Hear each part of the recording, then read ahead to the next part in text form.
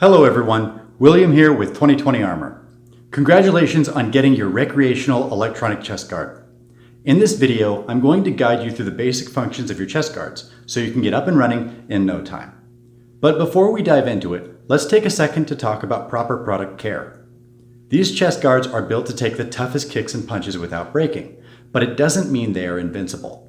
And there is one surefire way to break your unit and void your warranty. These units can be bent, and they can deform from impacts just fine. In fact, many of our chest guards actually ship out to customers curved, as they would be on the human body.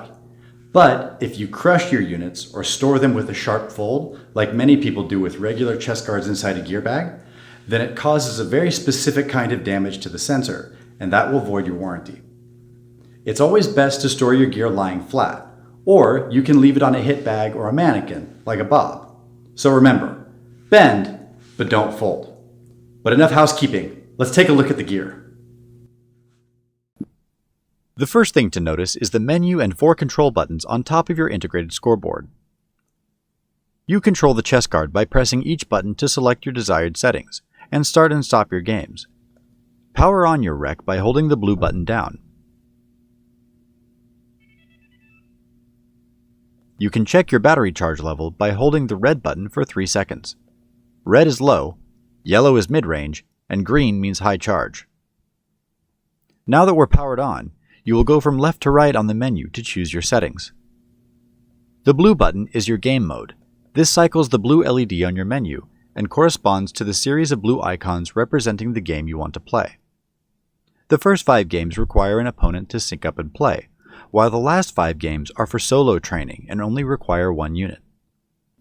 The red button is your health. This cycles the red LED on your menu and corresponds to the red kilogram scale representing your weight.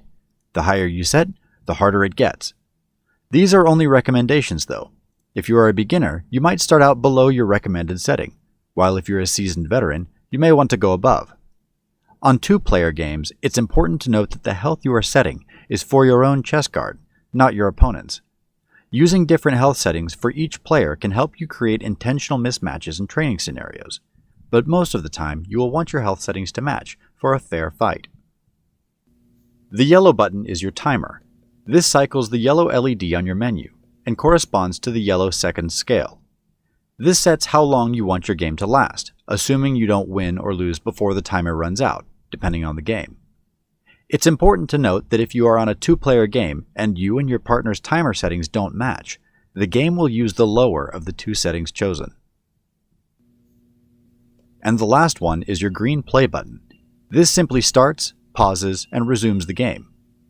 In 2-player games, you will have to double-click the play button to pause, while in a single-player game, only 1 press is required. This is to make sure that your game isn't accidentally paused during a sparring match.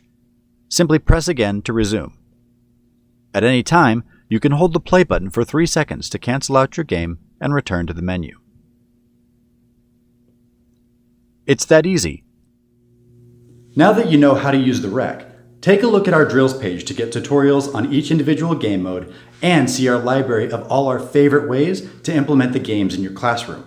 And if you have any questions on implementing into the classroom, running your chest guards, or tech issues, reach out to us on our website at www.2020armor.com, by phone at 1-844-963-2020, or on our Facebook page at /2020armor. Thanks everybody. Now get out there and enjoy the fight.